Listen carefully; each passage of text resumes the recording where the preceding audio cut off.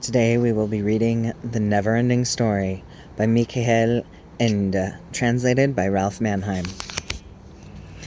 Carl Conrad Coriander, Old Books. This inscription could be seen on the glass door of a small shop, but naturally this was only the way it looked if you were inside the dimly lit shop, looking out at the street through the plate glass door. Outside, it was a gray, cold, rainy November morning. The rain ran down the glass and over the ornate letters. Through the glass there was nothing to be seen but the rain-splotched wall across the street. Suddenly the door was opened so violently that a little cluster of brass bells tinkled wildly, taking quite some time to calm down. The cause of this hubbub was a fat little boy of 10 or 12. His wet dark brown hair hung down over his face. His coat was soaked and dripping, and he was carrying a school satchel slung over his shoulder.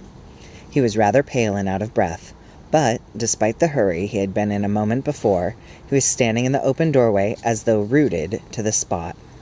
Before him lay a long, narrow room, the back of which was lost in the half-light. The walls were lined with shelves filled with books of all shapes and sizes. Large folios were piled high on the floor, and on several tables lay heaps of smaller, leather-bound books whose spines glittered with gold. The far end of the room was blocked off by a shoulder-high wall of books, behind which the light of a lamp could be seen. From time to time a ring of smoke rose up in the lamplight, expanded, and vanished in darkness. One was reminded of the smoke signals the Indians used for sending news from hilltop to hilltop. Apparently, someone was sitting there, and, sure enough, the little boy heard a cross voice from behind the wall of books. "Do your wandering inside or outside, but shut the door. There's a draft." The boy obeyed and quietly shut the door. Then he approached the wall of books and looked cautiously around the corner. There, in a high worn leather wing chair, sat a short, stout man in a rumpled black suit that looked frayed and somehow dusty. His paunch was held in by a vest with a flower design. He was bald except for outcroppings of white hair over his ears. His red face suggested a vicious bulldog. A gold-rimmed pince-nez was perched on his bulbous nose. He was smoking a curved pipe, which dangled from one corner of his mouth and pulled his whole cheek out of shape. On his lap he held a book, which he had evidently been reading, for in closing it he had left the thick forefinger of his left hand between the leaves as a kind of bookmark. With his right hand he now removed his spectacles and examined the fat little boy, who stood there, dripping. After a while the man narrowed his eyes, which made him look more vicious than ever, and muttered, "Goodness gracious!" Then he opened his book and went on reading. The little boy didn't know quite what to do, so he just stood there, gaping. Finally the man closed his book, as before, with his finger between the pages, and growled, "Listen, my boy, I can't abide children. I know it's the style nowadays to make a terrible fuss over you, but I don't go for it. I simply have no use for children. As far as I'm concerned, they're no good for anything but screaming, torturing people, breaking things, smearing books with jam, and tearing the pages. Never dawns on them that grown-ups may also have their troubles and cares. I'm only telling you this so you'll know where you're at. Anyway, I have no children's books, and I wouldn't sell you the other kind, so now we understand each other, I hope." After saying all this without taking his pipe out of his mouth, he opened his book again and went on reading. The boy nodded silently and turned to go, but somehow he felt that he couldn't take this last remark laying down. He turned around and said softly, "All children aren't like that." Slowly the man looked up and removed his spectacles. "You still here? What must one do to be rid of you? And what was this terribly important thing that you had to tell me?" "It wasn't terribly important," said the boy still more softly. "I only wanted to say that all children aren't the way that you said." "Really?" The man raised his eyebrows in affected surprise. "Then you must be the big exception, I presume." The fat boy didn't know what to say. He only shrugged his shoulders a little and turned to go. "And anyway," he heard the gruff voice behind him, "where are your manners? If you had any, you'd have introduced yourself." "My name is Bastian," said the boy. "Bastian Balthazar Bucks. That's a rather odd name, the man grumbled. All those B's. Oh well, you can't help it. You didn't choose it. My name is Carl Conrad Coriander. That makes 3 C's. The man grumbled. Quite right. He puffed a few clouds. Oh well, our names don't really matter, as we'll never see each other again. But before you leave, there's just one thing I'd like to know. What made you come bursting into my shop like that? It looked at me as if you were running away from something. Am I right? Bastian nodded. Suddenly his round face was a little paler than before, and his eyes a little larger. I suppose you made off with somebody's cash box, Mr. Coriander conjectured.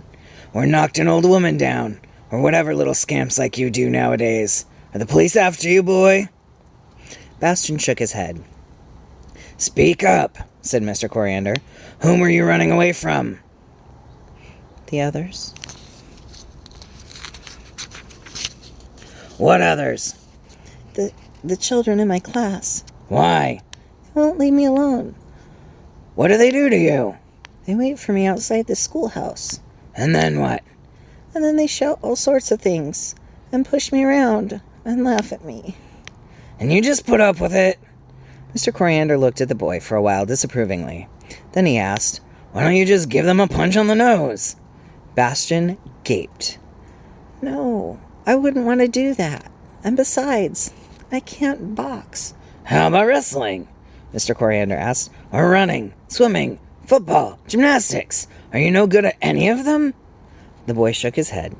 In other words, said Mr. Coriander, you're a weakling. Bastian shrugged his shoulders. But you can still talk, said Mr. Coriander. Why don't you talk back? And then at them when they make fun of you. I tried. Well? They threw me into a garbage can and tied the lid on. I yelled for 2 hours before somebody heard me. Mr. Coriander grumbled. And now you don't dare? Bastian nodded. In that case, Mr. Coriander concluded, you're a scaredy cat, too.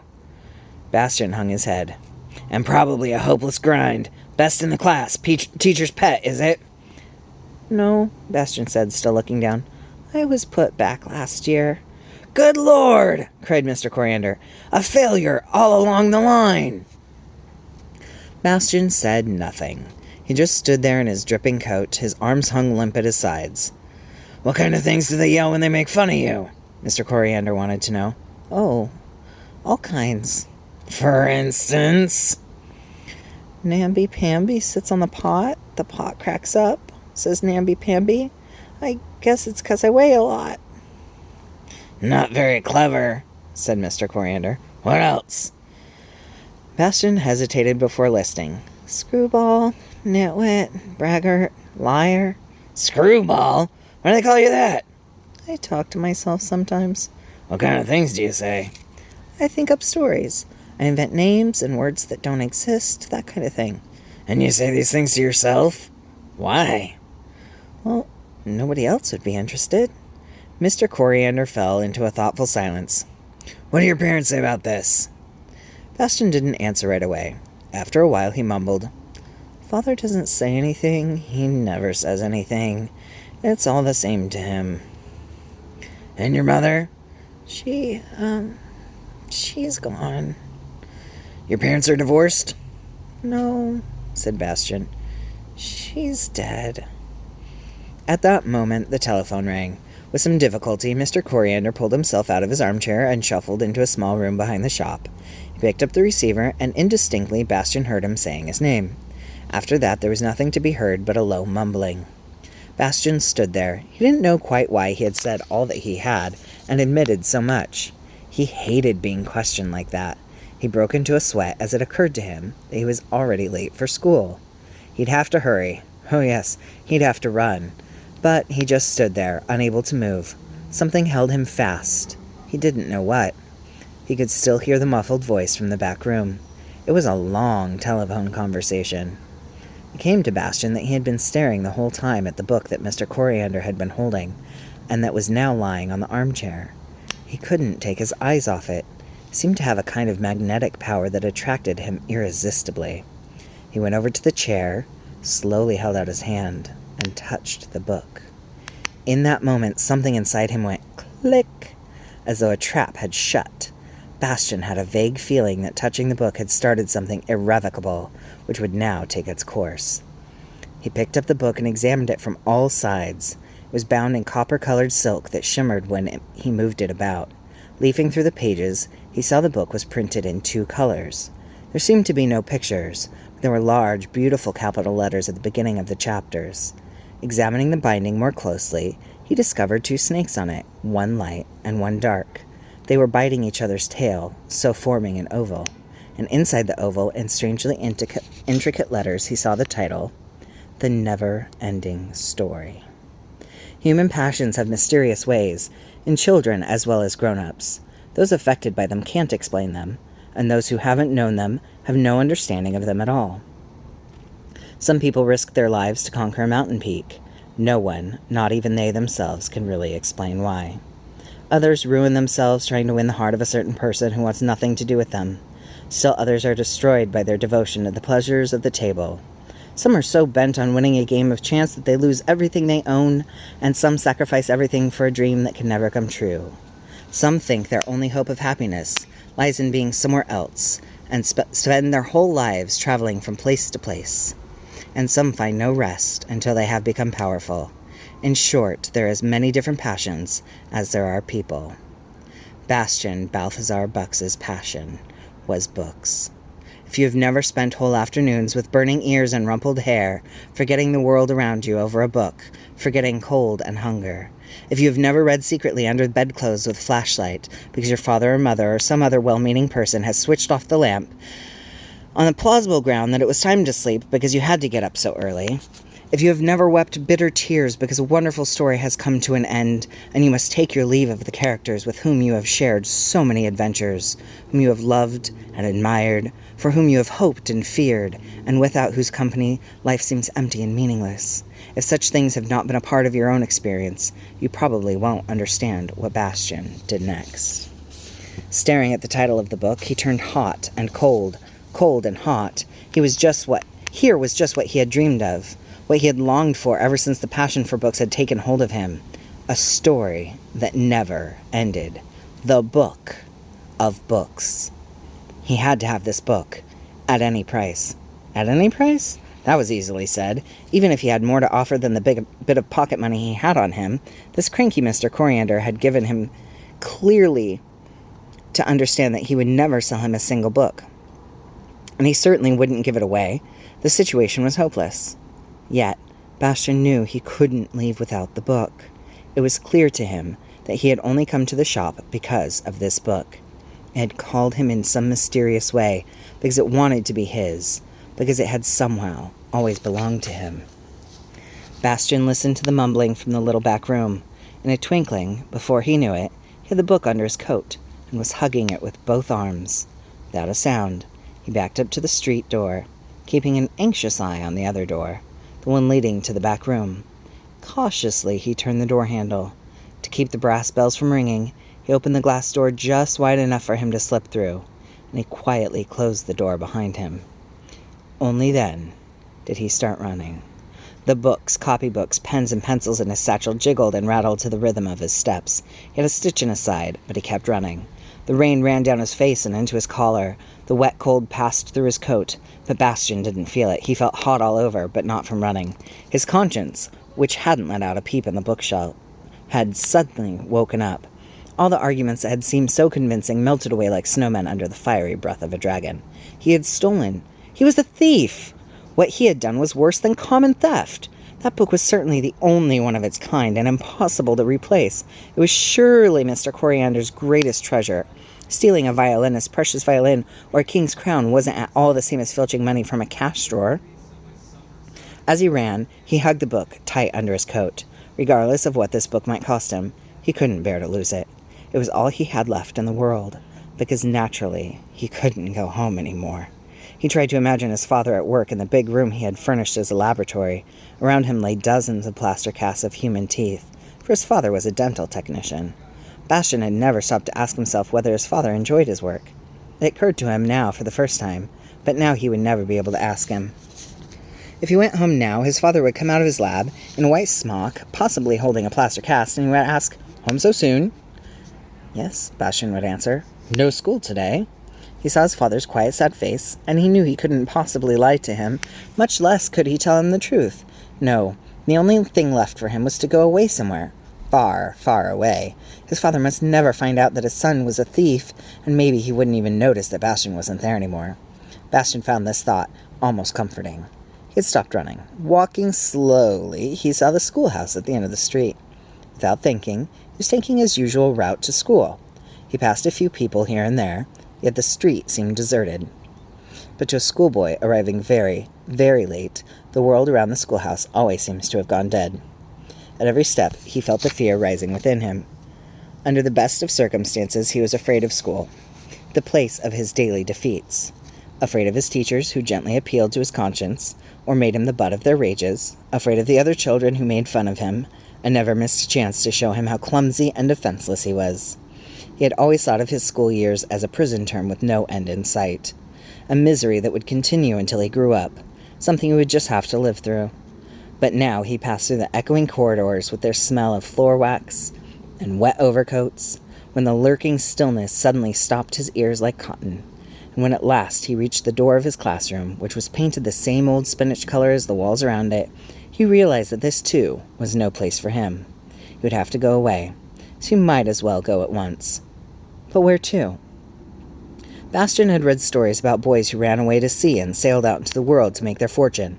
Some became pirates or heroes. Others grew rich, and when they returned home years later, no one could guess who they were.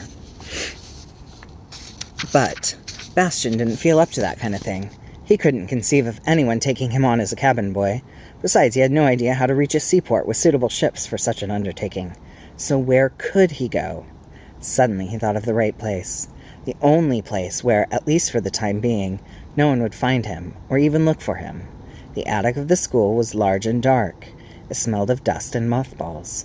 Not a sound to be heard, except for the muffled drumming of the rain on the enormous tin roof. Great beams blackened with age rose at regular intervals from the plank floor, joined with other beams at head height, and lost themselves in the darkness. Here and there, spiderwebs as big as hammocks swayed gently in the air currents. A milky light fell from a skylight in the roof. The one living thing in this place, where time seemed to stand still, was a little mouse that came hobbling across the floor, leaving tiny footprints in the dust. And between them, a fine line, a tail print. Suddenly it stopped and pricked up its ears.